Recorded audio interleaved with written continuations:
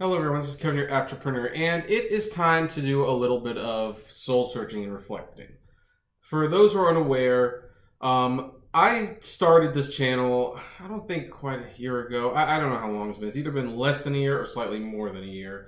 I don't put a lot of stock in anniversaries unless they pertain to your, personal relationships. But my first video that I uploaded was why you should not deliver for UberEATS. And as you can see from this screenshot, it's still my most viewed video. And when you look back at that, it's like I was not as comfortable in front of the camera.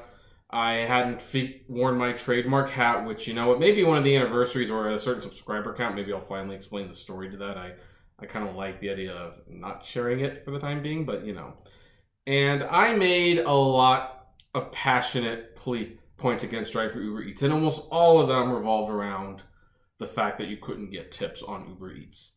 And a few people have emailed me now, and they have asked me if Uber adding a tipping option pertains to UberEATS. Is UberEATS still not worth doing? And my answer is, if there is a tipping option on UberEATS, of course UberEATS is worth doing. That was kind of the whole point. Here's the thing. I was never saying that just because an app had a tipping option meant you were going to get tips on those platforms. But the reason UberEATS never caught on, or at least not in any significant way, was because Postmates, DoorDash, they got in on the food delivery thing first. And then, you have like Caviar and Saucy and Uporder and all these, Drizzly, all these other apps that started delivering food.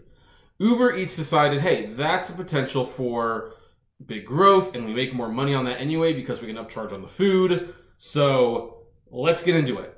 But they wanted to keep their no tipping thing.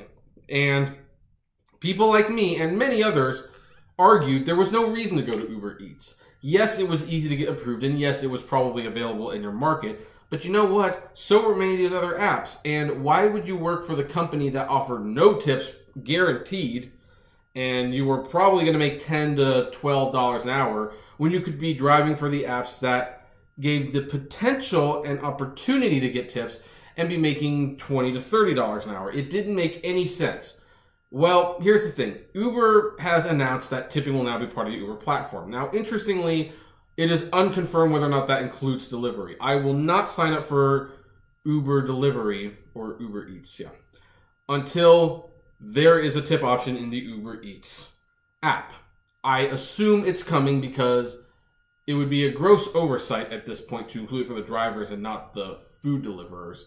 But maybe they did oversee it. I don't know. But the bottom line is, on the day UberEATS allows tipping, it's officially worth signing up for. It will officially be worth signing up for UberEATS once the tipping option is available. So that makes me kind of feel weird because I have this big video up that I'm going to leave it for the time being, but maybe it's not needed anymore. And yet it is my most watched video. I don't know.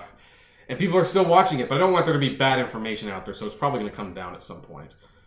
But it's kind of interesting to see because it's like, you know what? That was like the first video I made. Like, why you should not deliver for UberEATS.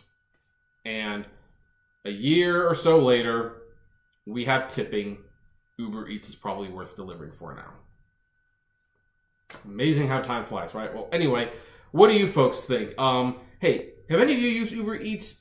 Is there tipping now? Please let me know. Comment below, like, favorite, share, subscribe. If you enjoy the videos I make, consider becoming a Patreon or buying some swag from the Great Media Universe store. And as always, flame responsibly. Have a good one.